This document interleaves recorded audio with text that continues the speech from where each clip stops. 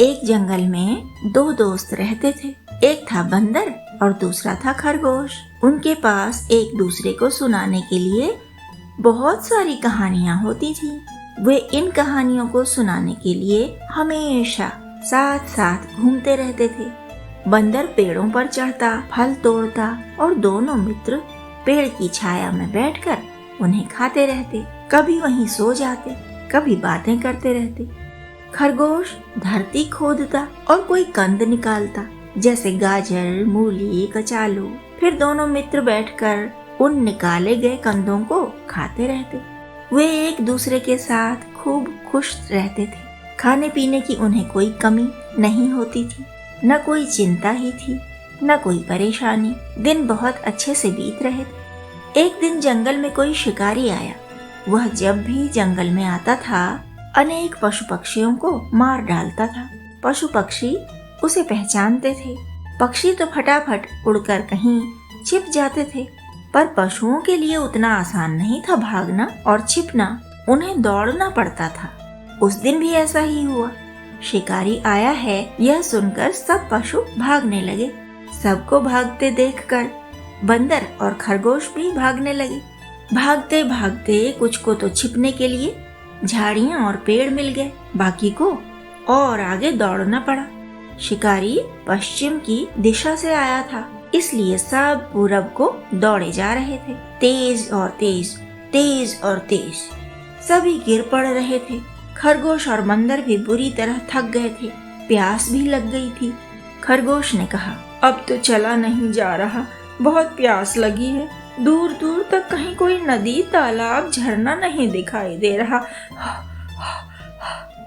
बंदर बोला, प्यास तो मुझे भी लगी है और पानी कहीं कहीं नहीं दिख रहा। भगदड़ में कौन कहाँ छिपा, कौन कहाँ रहा, कौन किधर गया, किसी को पता नहीं था। बंदर और खरगोश को तो अब शिकारी से अधिक पानी की चिंता होने लगी थी। जंगल तो पार ही हो गया था, तब भी कहीं पानी नहीं दिखा। दूर एक जगह एक घड़ा पड़ा दिखाई दिया। बंदर ने कहा, ए मित्र खरगोश, देखो घड़ा रखा है। आदमी लोग इसमें पानी भर कर रखते हैं। चलो वहाँ चलते हैं और जी भर कर पानी पीते हैं। वे दोनों घिसटते हुए से घड़े तक गए। उसमें झांक कर बंदर ने देखा कि पानी तो कम है और मित्र खरगोश बहुत प्यासा है। उसने कहा, तुम पानी पी लो खरगोश, तुम्हें अधिक प्यास लगी है। खरगोश ने घड़े में झांका और उसे लगा पानी तो कम है। अगर मैं जी भर कर पी लूं तो बंदर के लिए नहीं बचेगा, उसे तो बहुत प्यास लगी है। उसने बंदर से कहा, तुम पानी पी लो, मुझे तो अधिक प्यास नहीं है। मैं तो वैसे ही कह रहा था कि प्यास लगी है। खरगोश और बंदर की नोक झोंक पास खड़ा एक हाथी देख रहा था। वह उनके और पास आकर बोला, क्या बात है, तुम लोग किस बात पर लड़ रहे थे? बंदर बोला, खरगोश को प्यास लगी है पर यह पानी नहीं पी रहा। खरगोश बोला, प्यास मुझे नहीं, बंदर को लगी है, पर यह मानता नहीं, पानी पीता नहीं। हाथी हंसा और बोला, घड़े के पेट में इतना पानी है कि तुम दोनों भर पेट पी लोगे तब भी खत्म नहीं होगा। तुम दोनों को लगता है कि पानी कम है, तो मेरा मित्र ही पी ले, भले ही मैं प्यासा ही रह जाऊं, पर प्यासा कोई नहीं रहेगा। पानी बहुत है, दोनों पी लो। तब खरगोश और बंदर बारी बारी से थोड़ा थोड़ा पानी पीते रहे। उनकी प्यास बुझ गई और वे आगे बढ़ने लगे तो हाथी ने कहा, मित्र हो तो ऐसे हो।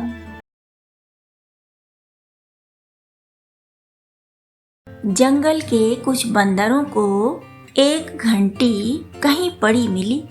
अपनी चंचल प्रकृति के अनुसार उन्होंने घंटी को उठाया और हिलाया। घंटी की आवाज उन्हें अद्भुत लगी, अच्छी लगी। जंगल के बीच एक खंडहर था। बंदर उछल कूद मचाते घंटी लेकर उधर चले गए। कुछ देर वे घंटी बजाते रहे और फिर घंटी को वहीं छोड़कर इधर उधर चले गए। फिर रोज बंदर दिन भर तो यहाँ वहाँ घूमते रहते, उछल कूद करते रहते, जंगली फल खोजते और खाते रहते। दूसरे जानवरों से भी जान पहचान करते, बातें करते। पर रोज शाम के समय वे उस खंडहर में आ बैठते और उस घंटी को बजाने लगते। एक बजाता, फिर दूसरा बजाता, फिर तीसरा बजाता, फिर चौथा बजाता। इस तरह वे आनंद ले लेकर खूब देर तक घंटी बजाते रहते। जंगल में उन्हें तरह तरह के पशुओं की आवाजें तो सुनने को मिलती थीं। घंटी की आवाज तो उनके लिए नई चीज थी ना। वे खूब घंटी बजाते रहते। आसपास के गांवों तक भी घंटी की आवाज पहुंचती। लोग सुनते कि जंगल से रोज शाम को घंटी की आवाज आती है, जबकि उस जंगल में कोई साधु संत भी नहीं रहता, न वहाँ कोई मकान है न झोपड़ी, इसलिए घंटी भूत प्रेत ही बजाते होंगे। इस आवाज के कारण लोग डरने लगे। उन्होंने उस जंगल की ओर जाना छोड़ दिया। इससे बहुत हानि होने लगी। एक गांव से दूसरे गांव जाने के लिए कई गुना लंबा रास्ता हो जाता। अपना अपना सामान लेकर जंगल के बीच से ही दूसरे गांवों में लोग जाया करते थे। पहले रिश्तेदारी में जाते थे, सुख दुख में जाते थे। उस जंगल में जानवर भी चरने आते थे। अब उन बेचारे पशुओं को हरी हरी घास कहाँ से मिले? हरी हरी घास न मिले तो पशु अच्छा दूध कैसे दें? एक बूढ़ी स्त्री एक शाम को चुपचाप जंगल में चली गई। वह छुपकर देखने लगी कि घंटी की आवाज कहाँ से आती है, कौन बजाता है घंटी। उसने बंदरों का सब करतब देखा और गांव लौट चली।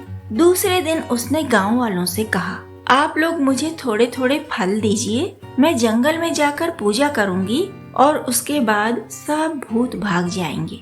गांव के हर घर से बुढ़िया को फल दिए गए। वह टोकरा भर फल लेकर शाम को जंगल में गई। जब बंदर घंटी बजाने आए तो वह दूर दूर फल फेंकने लगी। बंदर फलों की ओर लपके। बुढ़िया ने घंटी उठाकर छिपा ली। सब फल बंदरों में बांटकर बुढ़िया घर आ गई। बंदरों ने मजे से सब फल खाए। किसी को घंटी की याद आई, किसी को नहीं आई। जिन्हें याद आई वे खोजने लगे। घंटी नहीं मिली तो वे दूसरे खेलों में मस्त हो गए। घंटी फिर कभी नहीं बजी जंगल में। आसपास के सब गांवों का जीवन सामान्य हो गया था। भूत प्रेत का डर अब किसी को नहीं लगता था और बुढ़िया माई का सब पहले से भी अधिक आदर करने लगे थे।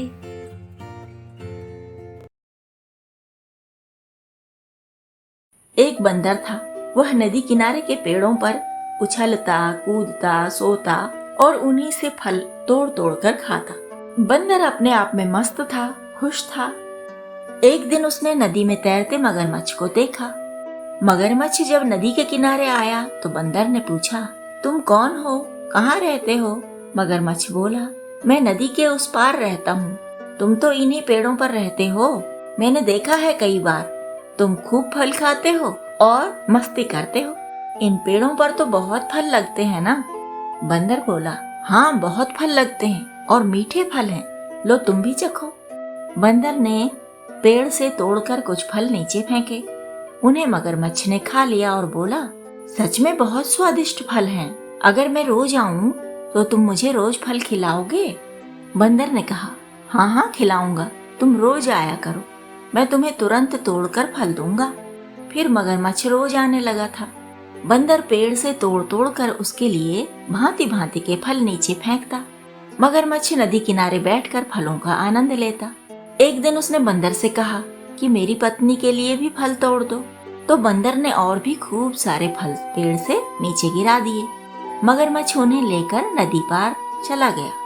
मगरमच्छ ने अपनी पत्नी को फल दिए। पत्नी ने फल खाए और बोली, ये तो बहुत ही स्वादिष्ट हैं, तुम मेरे लिए हर दिन फल लाया करो। दूसरे दिन मगरमच्छ ने बंदर से कहा, तुम्हारी भाभी को तो फल बहुत पसंद आए, क्या तुम उसके लिए भी हर दिन फल तोड़कर दे सकते हो? बंदर बोला, हाँ हाँ दे सकता हूँ, तुम भाभी के लिए भी रोज ले जाया करो। इतने दिन से बातें करते करते हम दोस्त बन चुके हैं, है ना? मगरमच्छ बोला, हाँ हम तो दोस्त हैं ही, मित्र ही तो मित्र का भला करता है। तुम मेरे मित्र हो तभी तो मेरे लिए फल तोड़ते हो, और मैं तुम्हारा मित्र हूँ तभी तो रोज नदी पार करके तुम्हारे पास आता हूँ। इसी तरह दिन बीतते रहे। बंदर सहजता से, प्रसन्नता से फल तोड़ तोड़ कर नीचे गिराता। मगरमच्छ खाता भी और अपने साथ ले भी जाता। इस बीच वे दोनों बातें भी करते रहते। एक दिन मगरमच्छ की पत्नी ने कहा, सोचो जो बंदर इतने मीठे फल खाता है उसका कलेजा कितना मीठा होगा, हमें तो उसका कलेजा खाना चाहिए। मगरमच्छ बोला, बंदर तो मेरा दोस्त है, वही तो फल तोड़ कर देता है, उसे हम नहीं खा सकते। उसकी पत्नी बोली, एक यही बंदर पकड़ में आ सकता है, दूसरा कोई बंदर हम पकड़ नहीं सकते। सब बंदर चतुर होते हैं, बस दोस्ती के नाम पर तुम उसे यहाँ ले आओ, फिर हम उसे आराम से मार कर खा सकेंगे। मगरमच्छ झिझक रहा था तो उसकी पत्नी ने कहा, हम मांसाहारी हैं, शाकाहारी तो हमारा भोजन होते हैं, भोजन से भी कोई दोस्ती करता है क्या? तुम जाओ और आज उसे लेकर ही आना। बंदर से कहना तुम्हारी भाभी ने तुम्हें भोजन के लिए बुलाया है। मगरमच्छ नदी पार गया। बंदर ने खूब सारे फल तोड़े। मगरमच्छ ने मन भरकर खा भी लिए। फिर वह बंदर से बोला, आज तुम्हारी भाभी ने तुम्हें भोजन पर बुलाया है, चलो मेरे साथ।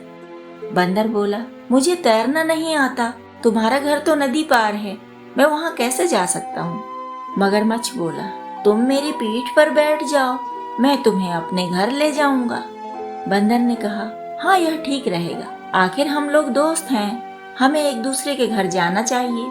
तो बंदर खूब सारे फल समेट कर मगरमच्छ की पीठ पर बैठ गया और चल दिया भाभी से मिलने। रास्ते भर उनकी बातें भी चलती रहीं। बात ही बात में मगरमच्छ ने कह दिया कि आज हम तुम्हारा कलेजा खाएंगे, तुम रोज रोज इतने मीठे मीठे फल खाते हो, तुम्हारा कलेजा तो बहुत ही मीठा होगा। बंदर तुरंत चौकन्ना हुआ और बोला, सही कहते हो, होगा तो बहुत मीठा मेरा कलेजा, पर तुमने पहले क्यों नहीं बताया कि तुम्हें मेरा कलेजा खाना है? मैं उसे साथ ले तो आता, मैं तो उसे पेड़ पर ही छोड़ आया हूँ। तुमने कहा भोजन के लिए चलो, तो अपना पेट लेकर आ गया मैं। खाने के लिए मुंह भी है और हाथ भी हैं, पर कलेजा तो पेड़ पर ही रखा है। चलो चलो तुम वापस चलो, मैं झटपट अपना कलेजा उठा लाऊं। मगरमच्छ ठहरा मंद बुद्धि, चल दिया वापस। नदी किनारे पहुंचा तो बंदर ने झट से छलांग लगाई और पेड़ पर जा बैठा। थोड़ी देर प्रतीक्षा करके मगरमच्छ बोला, आओ न जल्दी से अपना कलेजा लेकर, मेरी पत्नी इंतजार कर रही होगी। बंदर हंसा और बोला, जाओ जाओ, अब मैं तुम्हारे साथ नहीं आने वाला। मगरमच्छ दोस्ती का वास्ता देने लगा, भाभी की गुहार सुनाने लगा। बंदर ने कहा, अरे मूर्ख, इतने लंबे समय की दोस्ती का भी लिहाज नहीं तुम्हें? दोस्त क्या दोस्त को खाता है? ऐसी होती है दोस्ती, जैसा खाते हो वैसी ही बुद्धि है तुम्हारी। कोई अपना कलेजा निकाल कर पेड़ पर रख सकता है क्या? कलेजा निकाल कर कोई जीवित रह सकता है क्या? जाओ जाओ, तुम दोस्ती के योग्य हो ही नहीं। कलेजा खाने के लालच में तुम रोज फल खाने से भी गए। बंदर पेड़ से नीचे नहीं उतरा। शाम ढल गई पर उसने एक भी फल नीचे नहीं फेंका। तब मगरमच्छ निराश होकर लौट गया।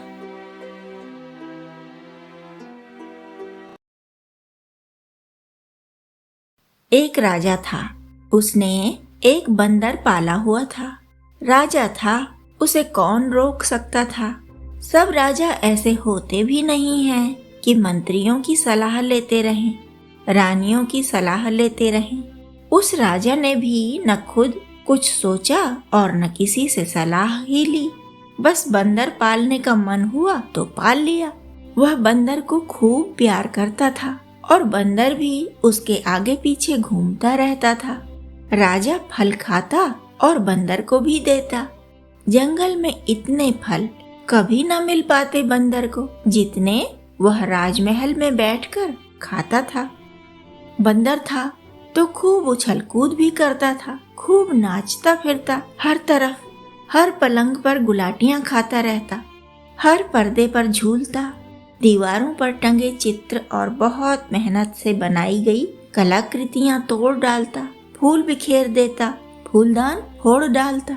राजमहल के नौकर उसके पीछे पीछे घूमते टूटी हुई वस्तुओं की सूचना रानी को देते और सब टूटी बिखरी चीजें उठाते उस जगह को साफ करते।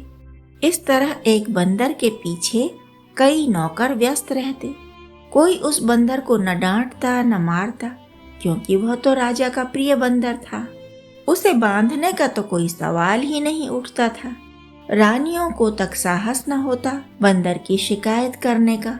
इस तरह तमाम बर्बादी करने के बाद भी बंदर राजमहल में राज कर रहा था, निर्भीक घूम रहा था, मस्ती से जी रहा था, मनमानी कर रहा था। एक दिन राजा लंबी यात्रा से आया था। उसे थकान लगी थी। वह अपने पलंग पर गया और बोला, कोई मेरे कक्ष में न आना जब तक मैं सोता रहूं। बस मेरे प्रिय बंदर को यहाँ भेज दो। रानी ने बंदर को राजा के कक्ष में जाने दिया और कक्ष के द्वार बंद कर दिए।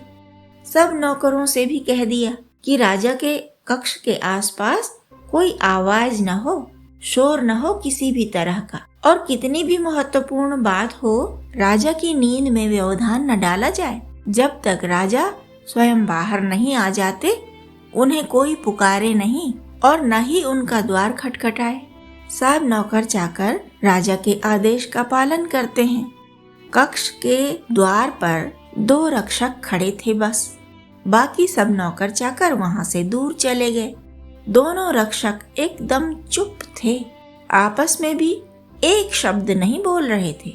कक्ष के अंदर थोड़ी देर राजा बंदर को लाड़ प्यार करते रहे और फिर बंदर से बोले, मैं सो रहा हूँ, तुम यहीं बैठे रहना और निगरानी करना, कोई मेरी नींद खराब न करे। बंदर चुपचाप सिरहाने बैठ गया और राजा सो गया।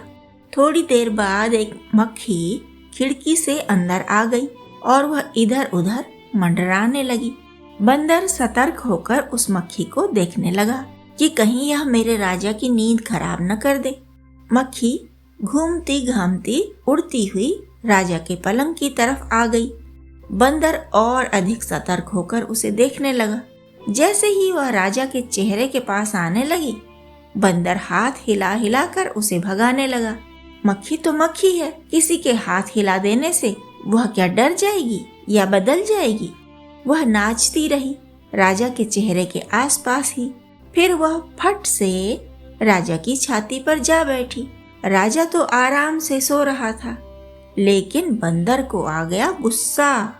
इस मक्खी की बच्ची की इतनी हिम्मत कि महाराज की छाती पर बैठ गई। कीड़ा कहीं की। मैं संकेत कर रहा हूँ हाथ हिला हिला कर कि भाग जा यहाँ से, लेकिन यह ऐसी ढीठ है कि भागना तो रहा दूर, तनिक झिझकती भी नहीं। गुस्से में बंदर ने पास की तिपाई पर फलों के साथ रखा हुआ चाकू उठाया और पूरी ताकत से मक्खी पर उससे प्रहार कर दिया। मक्खी राजा की छाती से उड़ी और नाक पर बैठ गई, लेकिन जो चाकू था ना, वह राजा की छाती में घुस गया। महल में सब रानियां राजा के कक्ष से बाहर निकलने की प्रतीक्षा करती ही रह गईं। दरबार में मंत्री लोग बैठे ही रह गए और राजा के कक्ष में मरे हुए राजा के पास उसका मूर्ख मित्र यानी बंदर बैठा ही रह गया।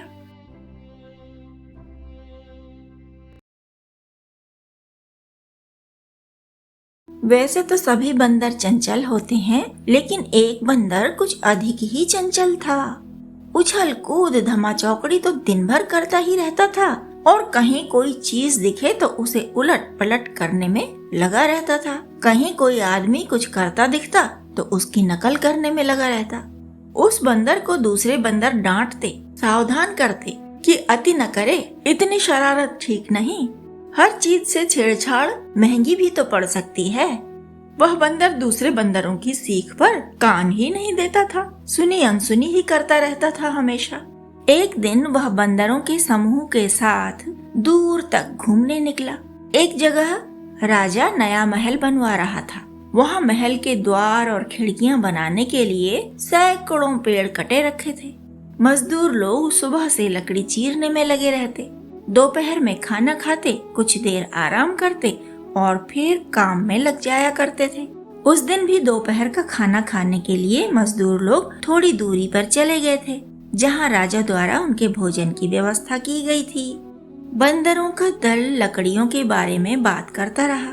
कोई पेड़ों को पहचान कर कहता, ये सागौन के पेड़ हैं और उधर वो शीशम के पेड़ रखे हुए हैं। कोई कहता, ये शहतीरें काटी जा रही हैं। श्रमिक लोग अपनी आरियां अधकटी शहतीरों पर ही रख कर चले गए हैं। जब वे खाना खाकर आएंगे तो फिर वहीं से काम शुरू कर देंगे, जहाँ पर वे खाने से पहले काम छोड़ कर गए थे।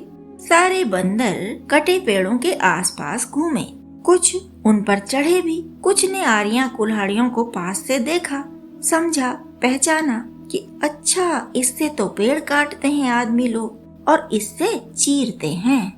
सब बंदर चीजों को देखते, छूते, कोई कोई चख भी लेता, कोई कोई किसी चीज को उठाकर उसके भार का अनुमान लगाता और फिर उस वस्तु को वहीं रख देता या आसपास फेंक देता। इससे अधिक शरारत कोई दूसरा बंदर नहीं करता था। लेकिन वह एक जो सब शरारतियों का नाना था ना, मतलब जो सबसे अधिक चंचल और खुराफाती था, उसे इतने में चैन कहाँ आता। उसने एक खूंटा देखा जो अधकटे शहतीर में फंसाया गया था। पास ही आरी रखी थी। मजदूर को लौटकर वहीं से चीरना शुरू करना था, जहाँ पर उसने खूंटा ठोका हुआ था। खूंटा ठोक देने से उसका काम आसान हो जाता, इसीलिए ठोका गया था। ठोका हुआ खूंटा बहुत कसकर दबा रहता है, दोनों तरफ की लकड़ी का दबाव होता है ना उस पर। वह बंदर खूंटे से छेड़छाड़ करने लगा तो सबने उसे मना किया, पर वह कहाँ मानने वाला था। वह तो बस जुट ही गया खूंटा उखाड़ने में। उछल कूद पूरब की तरफ से कोशिश करता, कभी पश्चिम की तरफ से, कभी उत्तर को फांद कर खींचतान करने लगता तो कभी दक्षिण को कूद कर। पूरी ताकत लगाकर वह खूंटा हिला रहा था। खूंटे के पीछे की तरफ लकड़ी के दोनों हिस्सों के बीच उसकी पूंछ फंस गई थी, पर इसका उसे होश ही कहाँ था। वह तो खूंटा उखाड़ अभियान में जुटा पड़ा था। आखिर खूंटा उखड़ ही गया, लेकिन लकड़ी के दोनों हिस्सों के बीच उसकी पूंछ बुरी तरह दब गई। तभी मजदूरों की भीड़ उधर आ गई। सारे बंदर भाग गए, पर वह शरारती कैसे भागता जिसकी पूंछ ही वहाँ चटनी बनी पड़ी थी। एक मजदूर ने उस बंदर के पैर पर डंडा मारा तो इतनी जोर का दर्द हुआ और दर्द से वह इतना ऊंचा उछला कि उसकी कुचली हुई पूंछ वहीं टूट कर रह गई। पैर से वह लंगड़ा हो ही गया था और पूंछ भी टूट गई थी। अपनी ही खोटी बुद्धि के कारण वह शरारती बंदर हमेशा के लिए अपंग होकर रह गया था।